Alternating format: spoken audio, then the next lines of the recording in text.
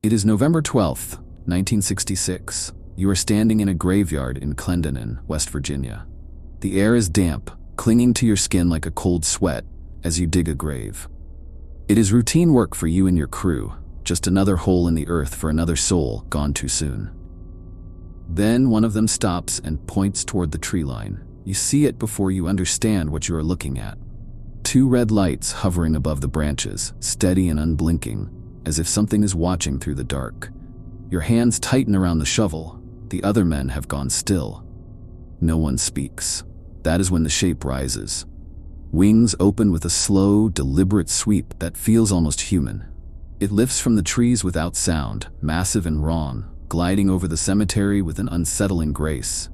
You try to step back, but your feet feel rooted to the soft earth. The thing passes directly overhead, close enough that you can see it is not a bird. It is tall, dark, silent, a presence that should not exist. Then it's gone, swallowed by the dusk. You stand there, shovel in hand, unsure whether you have seen a creature or some strange trick of the failing light.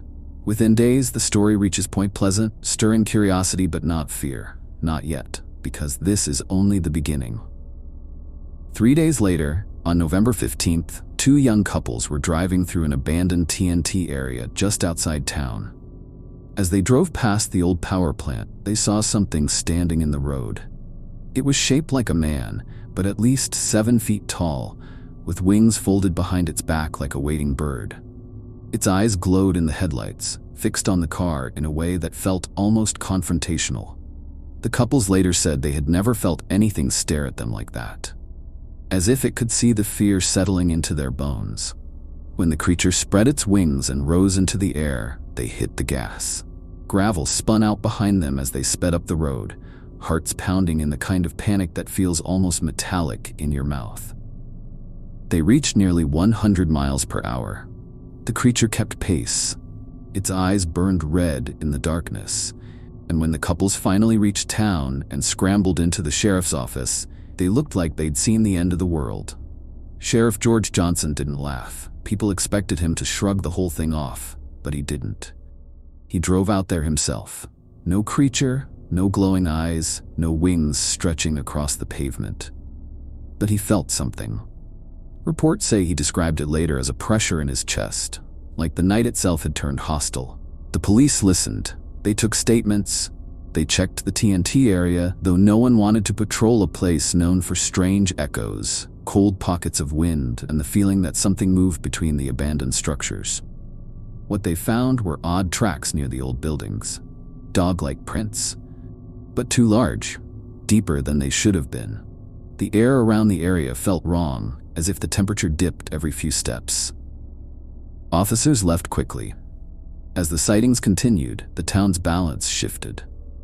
Reports came in from drivers, teenagers, hunters, and even families sitting on their porches at dusk. People claimed they saw a figure perched on rooftops or moving beside the river with a slow, predatory pace. The most consistent detail was always the eyes. Red, bright, and unsettling in a way that stayed with witnesses long after the encounter. Some described them as glowing like a pair of heated coals. Others said they pulsed with an out-of-this-world intelligence. But the Mothman legend was not only about what people saw. It was about what people felt. The creature seemed to carry a heavy aura, something that made the air feel thicker, as if a storm was building just out of view. Some witnesses reported headaches for days afterwards. Others said they felt watched whenever they were near the river or the TNT area. A few believed the creature projected a kind of warning, though no one could explain what it might be trying to say. This is where your attention sharpens, because, as you listen to these accounts, you sense the tension in the town rising. People locked their doors. They kept their children close. Hunters who once loved the woods refused to enter them after sunset. Something was building, and Point Pleasant felt like it was standing on the edge of a cliff it could not see. In the months that followed, the sightings continued, with an almost rhythmic consistency. They were frequent enough that local reporters began documenting them, trying to piece together whether the town was facing an unknown species or something spiritual, something not bound by the rules of the natural world. While some outsiders mocked the reports or wrote them off as hysteria, those who lived through it insisted that the atmosphere alone was proof that something had changed in their home. You cannot fake a town holding its breath. But the terror did not stay in the woods. It followed people home. As winter approached, strange phone calls began to plague several residents. People reported hearing beeping sounds, mechanical shrills, or distorted voices that cut off whenever someone tried to respond. Some believed these calls were tied to visits from mysterious figures described by author John Teal as part of the Men in Black phenomenon. Men dressed in dark suits who appeared suddenly, asked unsettling questions, and vanished without explanation. Witnesses said they spoke in tones that did not sound quite human, as if the words were memorized rather than spoken. Whether these men were real, misremembered, or imagined under stress remains debated, but their presence added a deeper layer of dread to the unfolding story. Point Pleasant had become the center of something it did not understand. When logic failed, the town turned to its ghosts. Old stories resurfaced, connecting the strange sightings to the land itself. Folklore began to blend with fear. Some referenced the Cornstalk Curse, a legend tied to Chief Cornstalk, a Shawnee leader killed at Fort Randolph in November 1777, despite coming in peace. The curse was said to fall upon the land as a warning of future suffering. While historians emphasize that the curse story was created long after his death and has no basis in historical record, the idea lingered in local memory, weaving itself into conversations as people searched for meaning in the growing unease. But legends alone could not explain what happened next. To understand the end, you have to see it for yourself.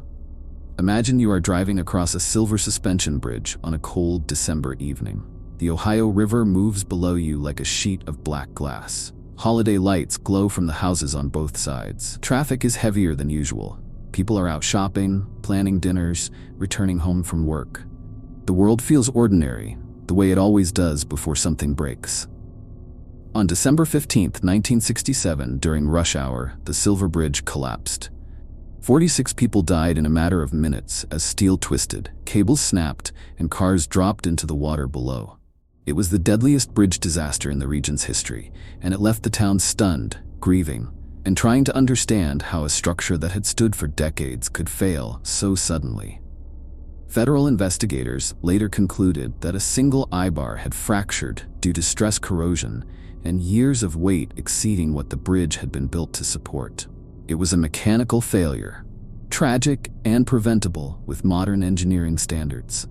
But to the people who had lived through the Mothman sightings, the timing felt too meaningful to ignore.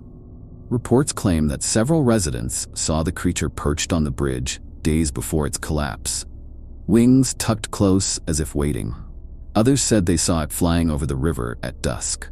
Whether these sightings were real, imagined, or misremembered through the haze of trauma cannot be proven. But they formed the backbone of what would become the Mothman prophecies, the idea that the creature was a warning, not a threat. John Teal, the author who popularized the legend, believed the sightings were part of a larger pattern of paranormal or interdimensional events. Scientists and skeptics argued that the witnesses likely saw a large bird, possibly a sandhill crane, though the descriptions of size, eye color, and flight style do not fully match the species. Others suggested owls, deer standing upright, or simple fear-induced misinterpretation. But none of these explanations accounts for the sheer number of sightings, many given by people who had no reason to fabricate anything. Once the bridge fell, the sightings of the creature stopped completely, as if whatever force had been haunting Point Pleasant had finished its work. Some interpreted this as proof that the Mothman had been warning the town about the danger. Others believed it was a harbinger of tragedy, a sign of death rather than a messenger trying to prevent it. The duality created a fracture in the legend that still divides believers today. After the collapse, the town began a slow process of healing. Families mourned, investigators worked, engineers rebuilt. Yet, the story of the Mothman did not disappear. It settled into the culture of Point Pleasant like a shadow that refuses to leave even when the sun is high. Over the years, people reported sightings in other parts of the world connected to disasters, including reports before the Chernobyl accident, though these claims remain unverified and likely grew from the myth rather than documented fact. Even so, the idea that a mysterious figure appears before catastrophe has become part of the global folklore surrounding the creature. In Point Pleasant today, the Mothman has become a symbol of curiosity rather than fear. The town hosts the Mothman Festival each year. There is a museum dedicated to the sightings, filled with original newspaper clippings, interviews, and items connected to the 1966 and 1967 events. The iconic statue stands in the center of town, polished by the hands of countless visitors who want to feel closer to the mystery. What once terrified a community has become part of its identity, a reminder that even the darkest stories can take on new meaning with time. But when you step back into the story, when you listen carefully to those who lived through it, the tone changes. You can hear the tremor in their voices when they describe the first night they saw something over the river. You can sense how deeply the fear ran in those months when the sun dipped behind the hills and the roads turned quiet. Something happened in Point Pleasant. Something the town still struggles to fully understand. The power of the Mothman story is not only in the creature itself, it is in the atmosphere that wrapped around the town. The calls, the sightings, the heavy sense of anticipation, the collective feeling that the world was about to shift. This blend of documented history and human emotion is what has kept the legend alive for so long. Every detail adds another layer, another reason to lean in and listen. You feel yourself drifting back into second person as you picture the old TNT area again. The cracked concrete paths, the domed bunkers hidden under vines, the faint echo of water rushing through old drainage tunnels. Walk through that place at night and you can understand why people believed something lived there. The silence does not feel empty. It feels expectant. The slightest movement sends a ripple of adrenaline through your chest. Even knowing the history, even understanding how fear shapes perception, you still find yourself glancing at the tree line, searching for eyes that glow red in the dark. When people discuss the Mothman today, the conversation often circles back to one question: was it real? The truth depends on what version of reality you accept. If you believe in cryptids or undiscovered creatures, the Mothman sightings could point to a species that appeared briefly, then vanished before scientists could document it. If you lean toward supernatural explanations, the creature becomes a messenger or an omen, something that slips through the cracks between moments. If you rely only on documented science, the legend becomes a case study in mass hysteria. A town under stress, a series of misidentified birds, a wave of anxiety that spread through the community like smoke. But no matter which interpretation you choose, the emotional truth remains the same. People in Point Pleasant saw something. Enough people told their stories with such consistency that the legend refuses to disappear. That persistence is what keeps you awake at night. It is not the creature itself. It is the knowledge that so many witnesses looked into the same glowing eyes and came away changed. Before you leave the story, picture the Ohio River one last time. The water moves with a slow, deliberate rhythm, carrying the memory of the silver bridge beneath its surface. Lights reflect off the current. The town is quiet now, peaceful. But stories like the Mothman do not fade. They wait. They settle into the soil and the riverbanks, into the concrete of the rebuilt bridge, into the air of a town that has learned to live with the unknown. If you ever drive through Point Pleasant at night, you may feel it too. A shift in the wind, a flicker in the corner of your eye, the sense that something old and watchful still moves through the shadows. And if you see two red lights rise above the tree line, steady and unblinking, you will understand why the legend never died. Because some stories do not end, they wait for you to look up.